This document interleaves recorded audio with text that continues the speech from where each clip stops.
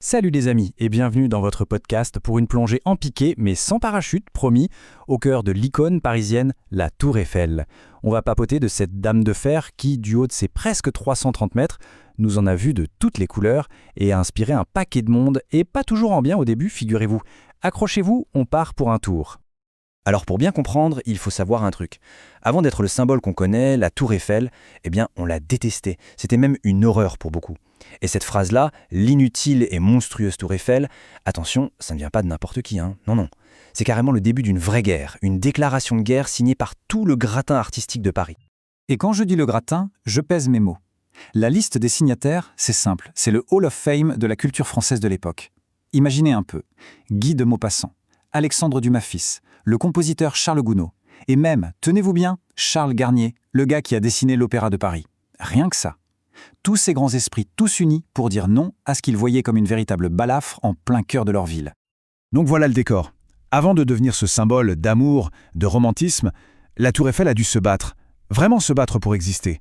Pour beaucoup, c'était juste un monstre de fer, une sorte de modernité agressive qui venait gâcher la beauté de Paris.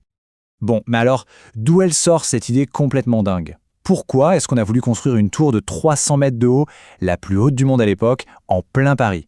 Pour piger ça, faut rembobiner un peu. Tout part de l'exposition universelle de 1889.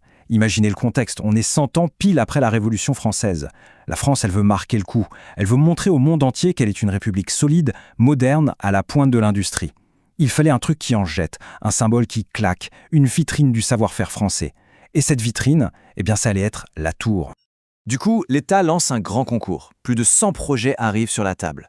Mais il y en a un qui sort du lot, celui de l'entreprise de Gustave Eiffel. Et là, petite anecdote sympa, l'idée à la base, elle n'est même pas d'Eiffel. Non, elle vient de deux de ses ingénieurs, Maurice Koechlin et Émile Nouguier.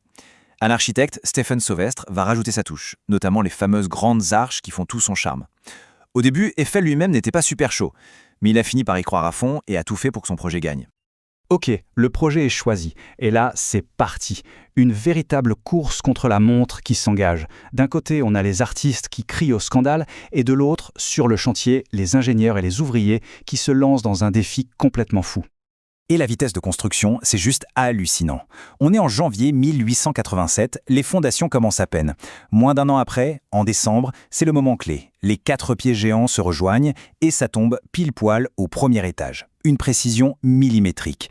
Et hop, en mars 1889, pile à l'heure pour l'ouverture, la tour est terminée. Et tout ça, en combien de temps, à votre avis ? 26 mois. À peine plus de 2 ans.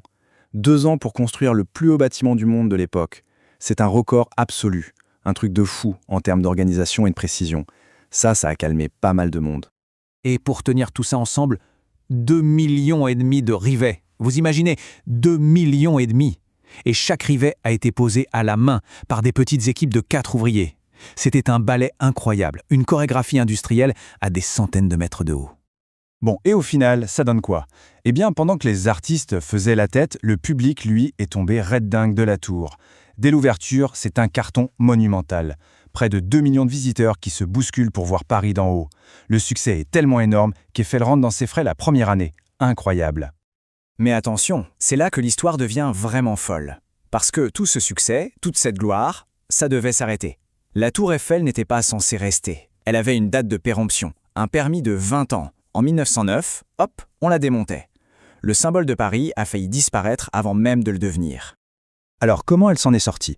Qu'est-ce qui l'a sauvée de la ferraille ? Si ce sont les artistes qui ont voulu sa peau, c'est la science qui va la sauver. Et son papa, Gustave Eiffel, y est pour beaucoup. C'est justement son côté inutile qui va devenir son plus grand atout.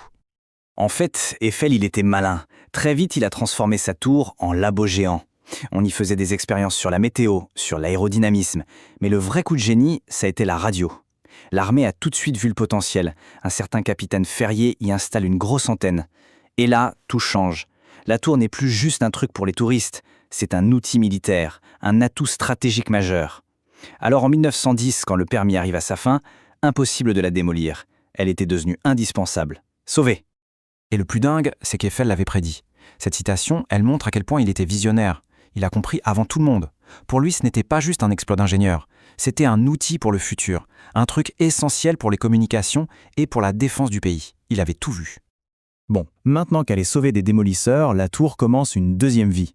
Et c'est là qu'on arrive au retournement de situation le plus spectaculaire. Comment est-ce que ce monstre, détesté par les artistes, est devenu leur plus grande source d'inspiration?